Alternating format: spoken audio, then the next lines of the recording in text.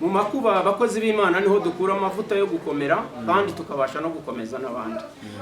Yemwe bagenzi mwese muteraniye nimudutanga gutaha iyo mu ijuru izina cy'uzasuhuza bera uti nabo bari inyuma barimo baraza kandi bafite ibyiringiro byo kuzabana namwe. Yemwe bagenzi mwese muteraniye nimudutanga gutaha iyo mu ijuru izina cy'uzasuhuza bera uti nabo bari inyuma barimo baraza kandi bafite ibyiringiro byo kuzabana namwe. Bareke bagende ikivunge bareke bagende ikivunge bagera kuri Yorodani.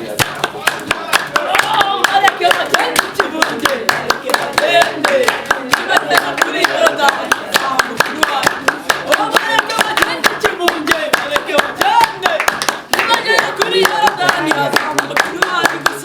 Bareke bagende ikivunge bareke bagende bagera kuri Yorodani.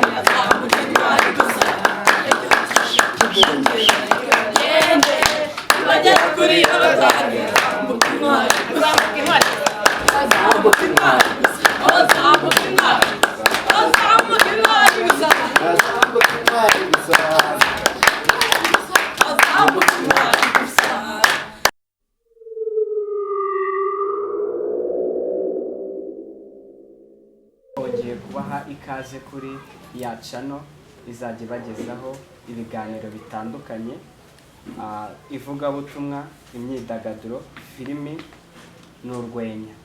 Iyi ni channel nziza cyane, mbashishikariza gukora subscribe.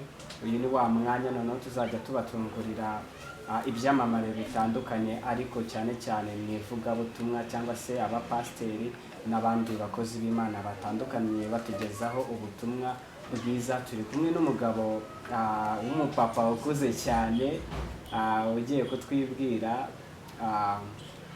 Murakaza neza kuri ya TV yacu. Yego. Nanjye ndabashangira utwibwira. Ndabashimiye kuba mwaduhaye umwanya. Nitwa Habinshuti Elamu, bazi ku izina ry'umuhamagaro wa Gidiyoni. Nkaba nishimiye kubonana namwe kuri iyi channel ya Ihumure TV. Ni umwanya mwiza wo kuvuga ijambo ry'Imana. Ijambo ry'Imana ngira ngo mvugeho muri uyu mwanya. Ndashaka kuvuga ku ijambo nahaye umutwe witwa kumvira. Ndavuga kuri Yona igice cyaho cya mbere ndetse ukageza ku murongo waho wa 12.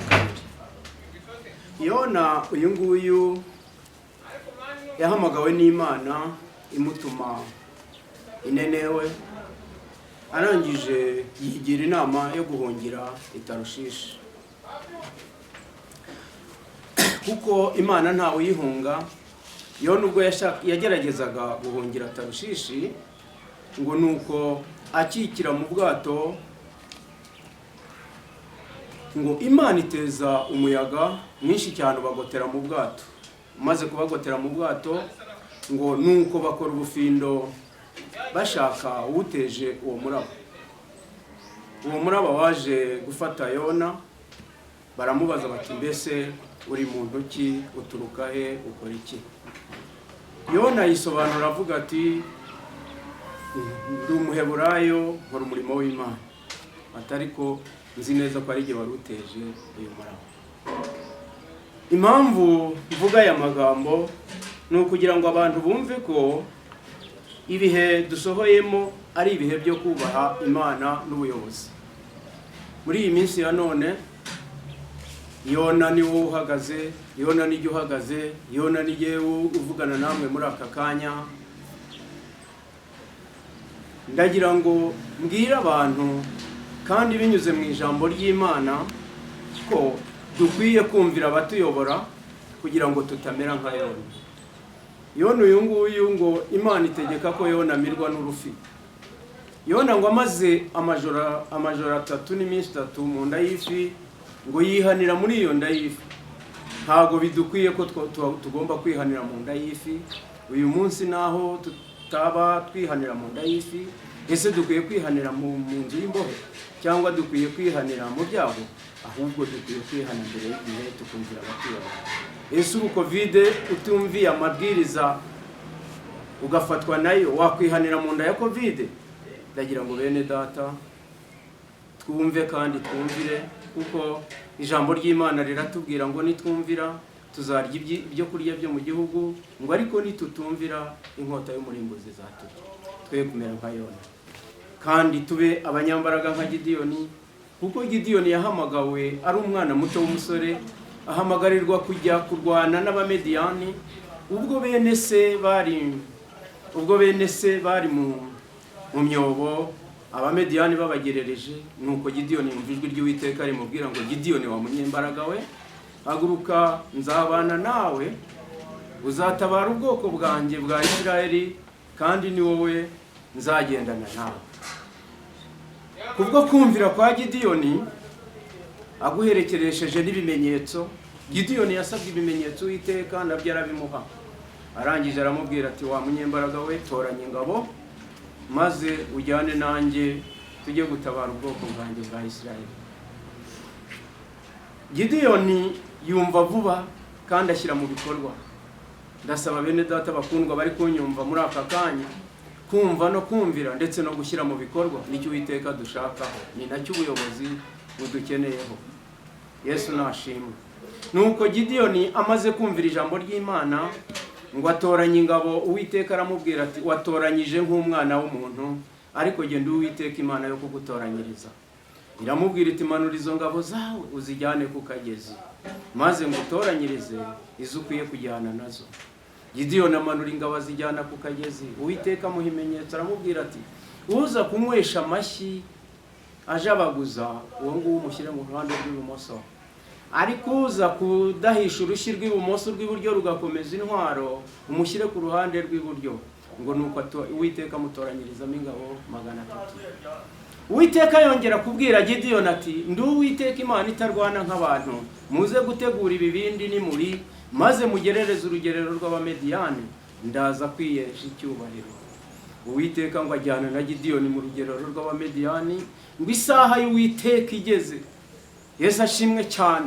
Isaha y'Uwiteka igeze ngo Gideyoni n'ingabo ze ngo bakubita ibibindi hasi bacana imuri, maze urugerero rw'Abamediyani rwose rurasandara, ngo uhuye na mugenzi we akamutera icumu cyangwa inkota, nuko ngo benshi barimaranira ubwabo, Abisiraheli babohoka gutyo.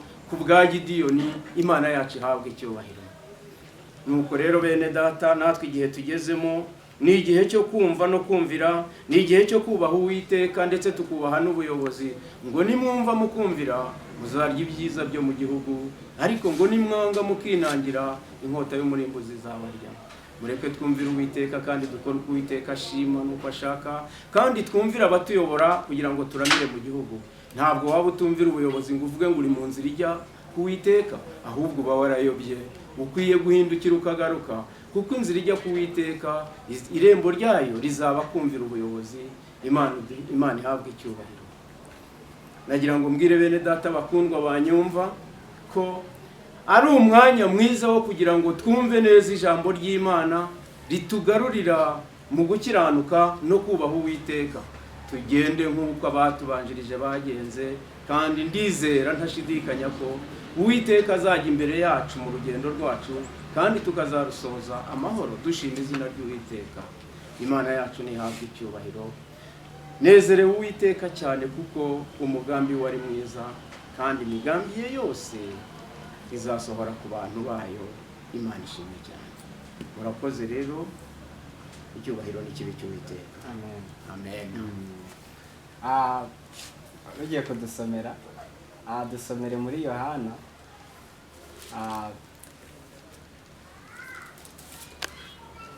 ijambo rijya rigufasha muri Yohana. Dusomera ijambo rigufasha muri Yohana.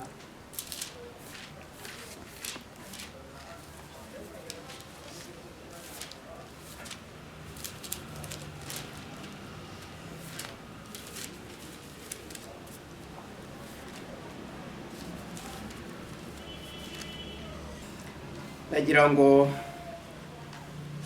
dufungure amatwi yacu twumve neza ijambo ry'Imana nk'uko riboneka mu byanditswe byera byanditswe na Yohana umurongo waho wa 3 ku bice byaho 36. Uwizera uwo mwana aba abonye ubugingo buhoraho, ariko utumvira uwo mwana ntazabona ubugingo, ahubwo umujinya w'Imana uguma kuri we. Amen. Amen. Nuko rero bene data bakundwa inshuti z'umusaraba, uwizera uwo mwana azaba abonye ubugingo buhoraho. Natwe twizere Uwiteka Imana yacu tuzaba tubonye ubugingo buhoraho, kandi tugendere mu nzira nziza zo gukiranuka, dukora ibyiza kugira ngo, kuko abizera uwo mwana bakora ibyo gukiranuka kandi bakora iby'ubwenge. Nta mupfapfa uba muri abo bizera uwo mwana, ahubwo buri wese wo muri bo ahora ari umunyabwenge kandi agakora iby'ubwenge. Nimureke twizere uwo mwana kandi tugendere mu byo ashima n'ibyo ashaka, nibwo tuzabona ubugingo buhoraho. Imana iduhane umugisha. Amen. Murakoze cyane. Mwebwe mukurikirana Ihumure TV, aka kanya ndumva mwamaje gufungura imitima yanyu kugira ngo iri jambo ribone aho rica. Ni iki wabwira urubyiruko cyane cyane rukunda kwishora mu biyobyabwenge? Bagira inama nk'umuntu mukuru cyane cyane wenda uri mu mavuta, abafite ukuntu yakangura wenda nk'umwana uri kunyura muri izi ngeso akavuga ati garuka muri izi, dore umwuka uvuga gutya. Murakoze.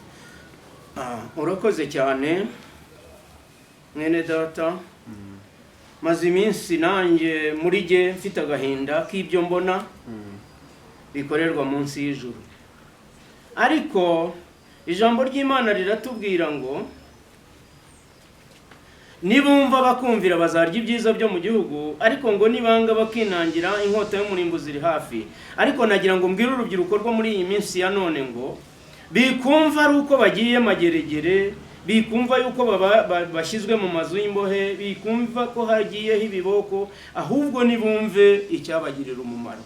Nagira ngo mbahe ingero nziza z'abakoze neza bagahabwa ingororano. Gahini amaze kuba igicamuke yishe mwene nyina Abeli, bituma bigicamuke. Ijambo ry'Imana riravuga ngo ntazagira umwica, ariko ngo azaba inzererezi kandi ntazigera atunga amahoro ubuzima bwe bwose. Umuntu wese washotse mu biyobyabwenge ntabwo ajya atunga amahoro, nta nubwo ayahesha n'abandi, n'igihugu ntikimwishimira kuko aba adahesha abandi amahoro. Nagira ngo mbabwire ngo rubyiruko rw'abahungu n'abakobwa mwishora mu biyobyabwenge, izo za kanyanga, urwo rumogi, ibyo byamugo ntabwo bibahesheje icyubahiro, ntibinahesha Uwiteka icyubahiro. Ahubwo icyiza ni uko mwakwihana mukagaruka mu nzira, namwe mugakora ibyiza. Uwiteka abwira Gahini ati, ese wowe ukoze ibyiza ntiwashimwa? Ese rubyiruko mukoze ibyiza ntimwashimwa? Mugashimwa n'Imana, mugashimwa n'abantu. Nimugarukira aho mugeze mwubaha Uwiteka, kuko ndababwiza ukuri yuko naho igiti cyatemwa cyakongera kigashibuka kikazana amashami ndetse kikera imbuto zacyo mu gihe gikwiriye. Mwumve neza ko mwihaniye aho mugeze, ubuzima bwanyu bwagaruka kandi mukabaho neza mu buzima bwiza. Mbese ko mumaze kumera mutyo, abazabakomokaho bazaba bameze bate? Nimugarukira aho ngaho kugira ngo tuzagire igihugu kizima. Mwirinde ibiyobyabwenge n'igisa nabyo, maze mwubahe Uwiteka, mubone ubugingo buhoraho. Mwubahe ababayobora ndetse mwubahe n'ababyeyi banyu kugira ngo muramire mu gihugu. Imana ibumve kandi bumvire, Imana ibagirire neza kandi bahindure, muhindukire rwose. Uwiteka bategeye amaboko namwe ngo muze abakire. Imana ibahe umugisha. Amen. Pastor Jide, nimwita Pastor Jide nta kibazo. ryanjye. ni iki wagaruka kuri kovide wenda bishobora kuba ari biri mu migani cyangwa se byarahanuwe cyangwa se baragarutse ku bintu by'ibyorezo cyane, weho ijambo cyangwa umwuka rikubwira ko kovide nta muri bibiliya nta hantu biba byaba byanditse nk'uko tubumva ngo inzige nubwo zaje ariko zari zaravuzwe muri bibiliya. Ese kovide yo ntabwo yaba yaravuzwe? Urakoze cyane mwene data. Nta kintu kiriho kibaho ubu ngubu kitavuzwe n'ijambo ry'Imana bibiliya. Mu byahishuwe haravuga ngo muri iyo minsi hazamenwa inzabya 7 z'ibyago n'amakuba zizamenekera ku bari mu isi. Ndakeka ko no muri izo nzabya 7 habonekamo na kovide. Yesu ashimwe cyane. Muri ibyo byago 7 rero ngo bizaza gutsemba inkozi z'ibibi. Mu nkozi z'ibibi nshobora kuvuga kuri iyi kovide ni abantu batumvira amabwiriza n'amategeko duhabwa n'abashinzwe ubuzima ndetse n'abashinzwe umutekano w'igihugu. Natangiye mvuga ku ijambo rivuga ngo nibumva bakumvira bazarya ibyiza byo mu gihugu, ngo ariko abanga bakinangira inkota y'umurimbuzi zabarya. Ubwo abo ngabo nibo bazanira abandi akaga ko kuba muri kovide ubutarangira. Ariko nitwumva tugakurikiza amabwiriza, ni ukuri ndahamya neza ntashidikanya ko kovide izarangira tuyibagirwe nk'uko twibagiwe ibindi byorezo byayibanjirije. Ndagira ngo rero ngire icyo mvuga kuri iyi kovide. Iyi kovide ni indwara itagenzuzwa amaso y'abantu, ntabwo wamenya uyifite n'utayifite. Ndagira ngo mbwire urubyiruko rw'iki gihe rwumva ko rwamaze kwishyiramo ngo ni indwara y'abasaza n'abakecuru, mbabwire ko kovide ntawe irobanura nta n'uwitinya, kugira ngo bose bahore bari maso kandi bumvire amabwiriza. Imana ubuyobozi bwose bushyirwaho n'Uwiteka, kandi Uwiteka niwe ubukomeza kandi niwe uburindira imbibi zabwo.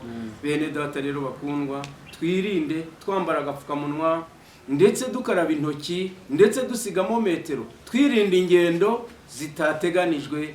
Imana nayo irinda uyubaha kandi irinda uwumvira. Icyubahiro n'ikibi cy'Uwiteka.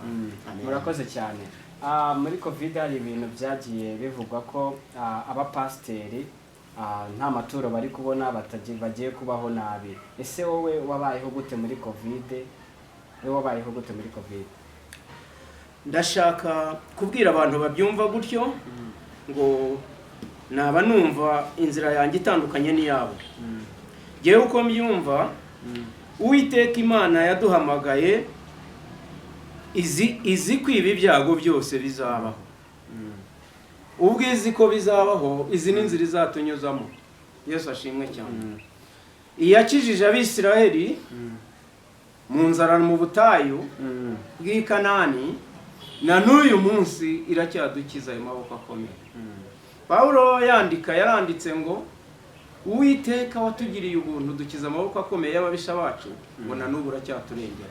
Imana yaturengeye rero muri icyo gihe, n'ubu izaturengera muri ayo maboko ya kovide, tutitaye kuri ayo maturo n'ibindi, nubwo nabyo atari bibi, kuko amaturo ni ibintu bitegetswe mu nzu y'Uwiteka, kuko ijambo ry'Imana riratubwira ngo inzu y'Uwiteka ntikaba umusaka. Ariko mu gihe imiryango yari ikinze bitewe no kwirinda, hakagombye kubaho kwacu, kuko ijambo ry'Imana riravuga ngo udakora ntakarye. Hari indi mirimo ikorwa iyo umuntu ayishyizeho umwete, nayo ikazanira umusaruro abantu bakabona ibyo kurya n'ibyo kunywa. Ntabwo abantu bavutse batunzwe n'amaturo, ahubwo bavutse batunzwe n'ijambo ry'Imana ndetse n'imirimo y'amaboko. Imana ishimwe cyane. Murakoze cyane. Cyane cyane muri uru Rwanda cyangwa se no ku isi hose dukunze kumva ko abapasiteri cyangwa se abandi bantu bavuga ivugabutumwa, insengero zitari gukora, cyane cyane bakunda kuba basengera mu rugo, kandi aba ari byiza cyane. Ese ko hari abantu bavuga ngo buri mupasiteri aba afite icyumba mu rusengero, ku buryo abantu bamugana akabasengera, nawe nuko abantu barakugana mu rugo ukabasengera, byaba bimeze gutya? ndagira ngo icyo ngicyo nkivugeho neza buri wese unyumva acyumve. Ntabwo abapasiteri twimuriye insengero mu mazu yacu, ahubwo ugize ikibazo akeneye gusengerwa afata telefone ye akabwira umushumba we ati ngize ikibazo ni mu nsengero Imana. Ariko mbere na mbere Imana itwigisha kumvira, kandi ijambo ry'Imana ritubwira ko ubuyobozi bwose bwashyizweho nayo. Niyo mpamvu dutegekwa kumvira, kuko utumvira ntabwo aba ari mu nzira y'Uwiteka, kuko inzira y'Uwiteka igaragarira mu kumvira no kwihangana no gukora ibitunganye. Ugomba kuba ushimwa n'Imana n'abantu kugira ngo utunganye inzira z'Uwiteka. Pastor, ntabwo Imana yigeze gutuma wenda ku muntu cyangwa se ikakubwira ubutumwa ugomba kugereza ku muntu, wenda yamugutumyeho ukagira ubwoba bwo kumubwira wenda bitewe nuko ubona utari kumubona, ariko ukavuga ati nzamushakisha mubone. Weho nta kintu, ntabwo Imana iragutuma ubutumwa ahubwo ugatinya kubuvuga. Imana ishimwe cyane. Kuba umukozi w'Imana nyawe, ijambo ry'Imana riratubwira ngo bisaba kuba utinyutse nk'intare. Ubutumwa bwose nagiye mpabwa nagiye mbugeza kubona tumweho, ndetse mu gihe gikwiriye, kuko ngo nutabwira mugenzi wawe ngo ave mu byaha bye agapfa bizize, ntuzabura kubazwa amaraso ye. Ibyo twabikoze nk'abakozi b'Imana, kandi tuzuza izo nshingano nk'uko twari twazihawe. Ndetse no muri iyi kovide, iyo ubonye ubutumwa bw'umuntu bukugezeho, ukoresha telefone ukamuhamagara ukamubwira uti mbonye Imana ikubwira ngo hindukira uve mu byo urimo, kugira ngo atitwaza iyo ndwara yateye akaba yatandukira iby'Imana bikamuhesha inzira mbi yo kurimbuka. Kuko ijambo twigishijwe riratubwira ngo mwigishe abana inzira nziza bazarinde basaza batayiyobye. Imana iduhane umugisha. Amen. Amen. Pastor, ndakumva. Ni iki kintu kijya kigutera ubwoba mu bintu by'ibyorezo, cyangwa se ikintu cyose cyaba ku isi wenda cyaravuzwe muri Bibiliya, wenda ari nk'ubuhanuzi, ariko cyaba kikagutera ubwoba ukavuga ati noneho isi igeze kuri wa munsi wo kurimbuka, ukavuga ati ejo n'ejo bundi isi yarimbuka bitewe n'ibyo bintu byari byo, cyangwa se n'iki cyorezo cyari cyo cyavuzwe muri Bibiliya? Urakoze cyane. Nasomye ijambo ry'Imana rirambwira ngo niba ugamburura mu makuba, gukomera kwawe kuri hehe?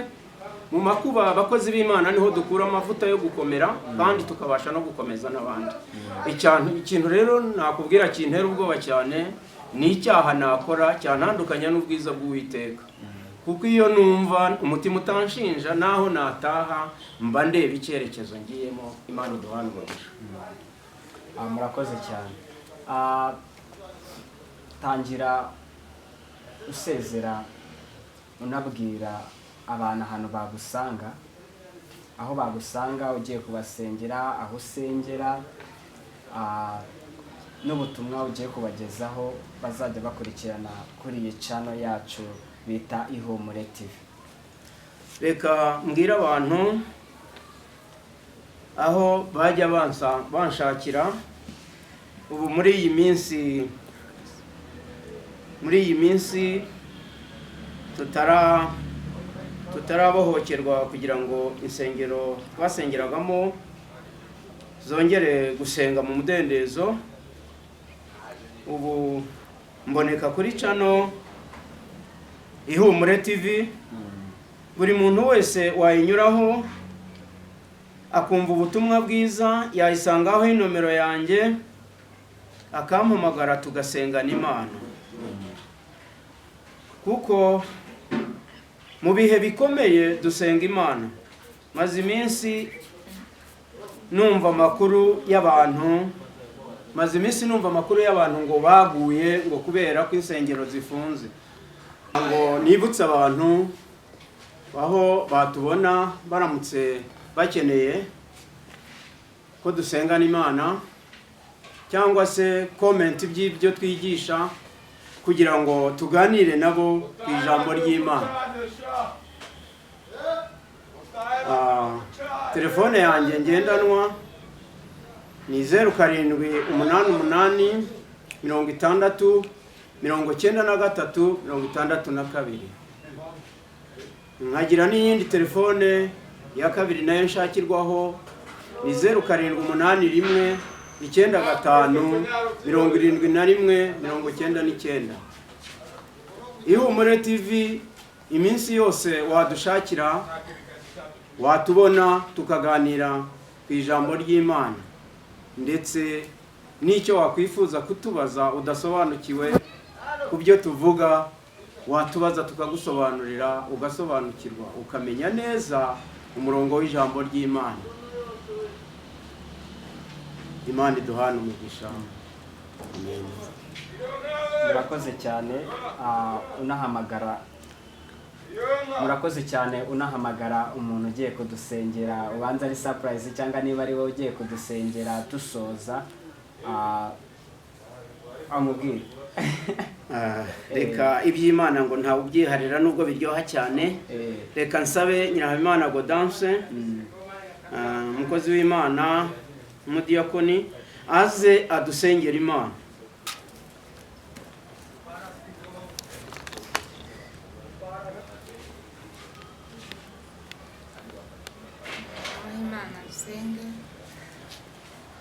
Mwami Imana yacu, Imana yera kandi Imana ikiranuka, Imana y'amahoro, mugoroba mwiza nk'uyu nguyu turagushimira.